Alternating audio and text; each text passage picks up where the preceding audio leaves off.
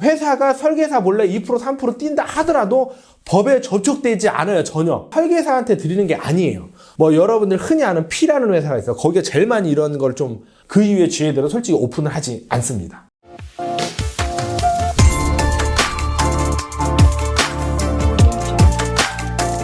보험 설계사 99%는 이걸 모르고 일하십니다. 자, 오늘 이게 뭐냐? 설계사님들이 진짜 99%가 이걸 모르고 일하세요. 뭐냐면 수수료 체계예요. 여러분들 이직도 많이 하시고 신규로 이제 설계사 하시는 분들 꽤 많은데 이 수수료 체계는 대략적으로는 그래도 여러분들이 아셔야 나중에 불이익도 안 받고 이제 이익을 받을 수 있다라는 건데, 수수료는 총 이렇게 5개로 이루어져 있어요. 5개. 하나씩 설명을 해드릴게요. 원수사 수수료 뭐냐? 그냥 계약했을 때 뭐 700% 준다 800% 준다 하는 게 바로 이 원수사 수수료. 근데 여기에도 비밀이 하나가 있어요. 뭐냐면은 이 해당 회사가 원수사 수수료를 원수사에서 많이 받아오는 회사가 있고 적게 받아오는 회사가 있어요. 이거 뭐가 차이가 있냐면은 대략 1억 5억 뭐 10억 이렇게 나눠져 있는데, 그 회사 법인이 10억 이상 하게 되면 수수료를 제일 많이 받아오는 거예요.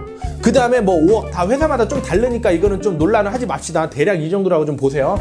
그 다음에 뭐 5억만 한다. 5억을 하니까 수수료가 조금 더 낮고, 뭐 1억 미만이다. 더 낮고 그래요.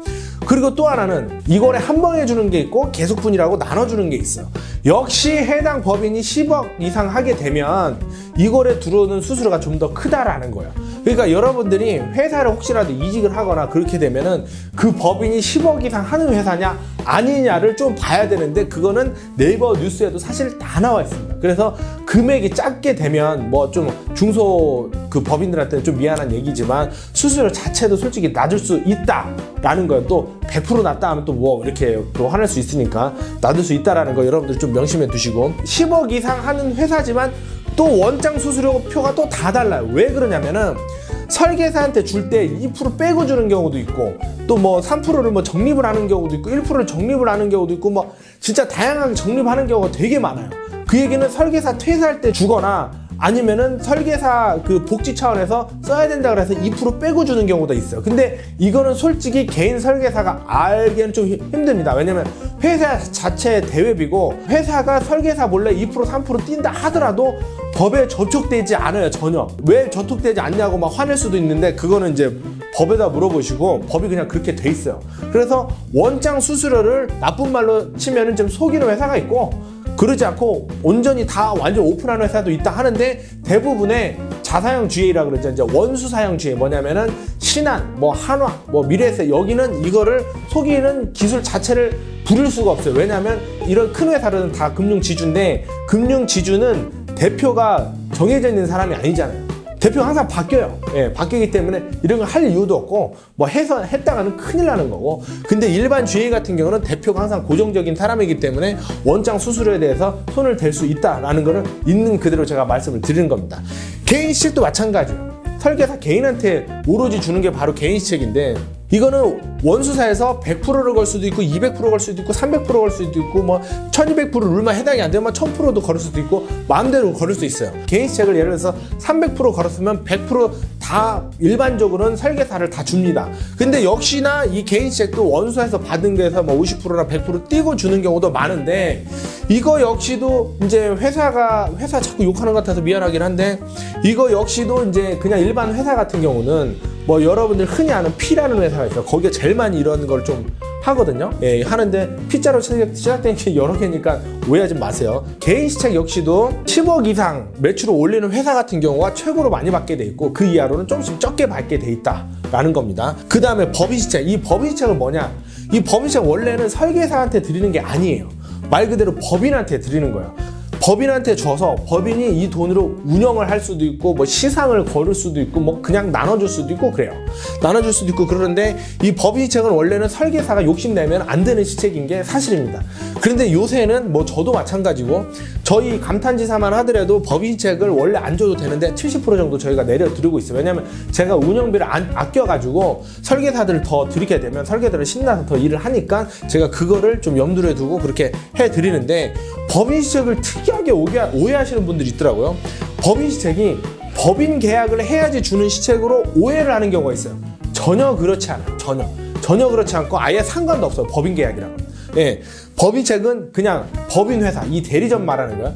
대리점에 내려주는 돈인데 그 대리점의 수장인 대부분 이제 지사장 이상 되겠죠. 지사장, 뭐 대표, 뭐 이런 분들이 권한을 가지고 있는데 이런 분들이 내려주고 싶으면 내려주는 거고 안 주고 싶으면 안 주는 거예요. 그러니까 이것도 안 준다고 해서 욕할 건 없지만 주면은 좀 더 좋은 데다라는 걸 볼 수가 있는 거예요. 이제 운영을 되게 잘한다는 뜻이죠. 그 다음에 OA라고 있어요.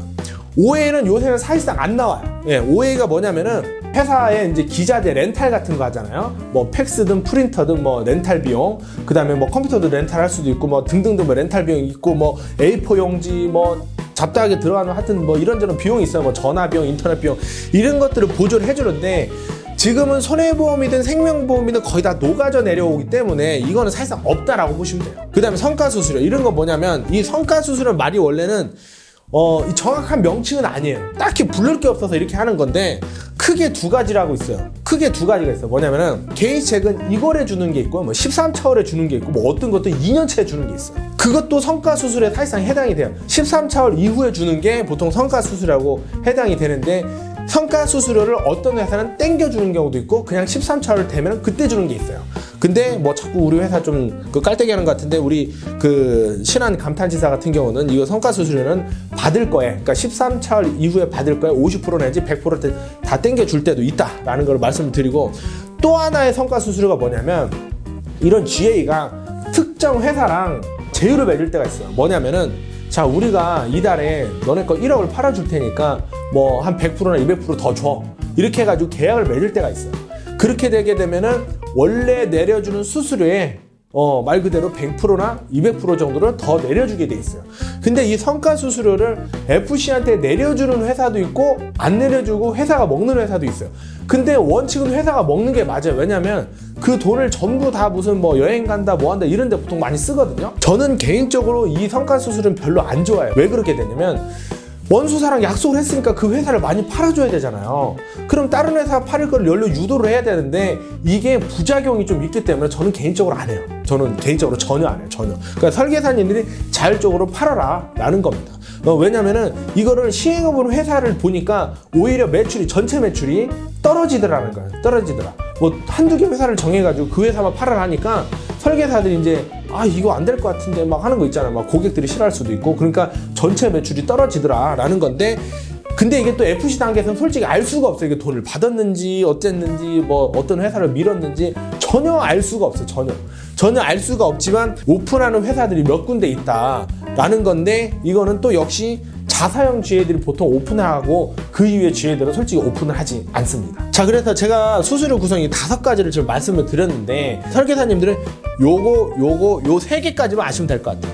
요 3개. 그러니까 이건 당연히 알아야 되고 내가 얼마를 받는지 그 다음에 내가 이 회사가 이 원장 수수료 탭이 굉장히 높은지 적은지 그 다음에 뭐 2% 3% 회사 그 원장 수수료를 좀 수정을 했는지 안 했는지는 이제 최대한 물어보셔가지고 여러분들 아셔야 되는 거고 또 개인 시책 같은 경우도 원수사에서 받는데 100% 주는지 안 주는지도 받아야 되고 알아야 되고 또 당연히 또 10억 이상 하는 매출을 치는 회사들은 돈을 더 주기 때문에 그 10억 이상 회사에서 근무하시는 게 저는 개인적으로 낫다라고 생각을 하는 거고 법인시액 같은 경우는 제가 단호하게 말씀드리지만 이건 설계사하고는 아무 상관없는 거지만 주는 회사가 그냥 있는 거예요. 그러니까 안 준다고 해서 나쁜 회사는 아니에요. 뭐 예를 들어 저처럼 지사장이나 뭐 대표들이 회사 운영비 좀 많이 아껴가지고 나 설계사 주겠다. 그것도 뭐 비판할 건 아니에요. 뭐 내가 내 식구 챙긴다는데 그게 뭐 문제가 되겠어요? 예, 그러니까 요거 3개까지는 여러분들이 좀 알아놓으시면 좋고 이 밑에 거는 알 방법이 없어요. 알 방법도 없고 알 필요도 없어. 솔직히 그냥 뭐 먹으면 먹는다 그래 신경 쓰지 마. 여기까지만 해도 여러분들이 1,000만 원, 2,000만 원 버는데 굉장히 유리하다는 거예요. 제가 이 얘기 말씀드리는 건 뭐냐면 실제로 설계사들이 수수료 구성에 대해서 전혀 모르고 있고 또 하나 똑같은 매출을 올린다 하게 되면은 수수료가 이렇게 좀 체계적으로 돼 있고 또 투명하게 운영하는 데 가게 되면 똑같은 매출을 올려도 누구는 1,000만 원, 누구는 1,200만 원 벌 수가 있기 때문에 이왕이면 이거 알고 하시라는 취지로 제가 말씀을 드린 겁니다.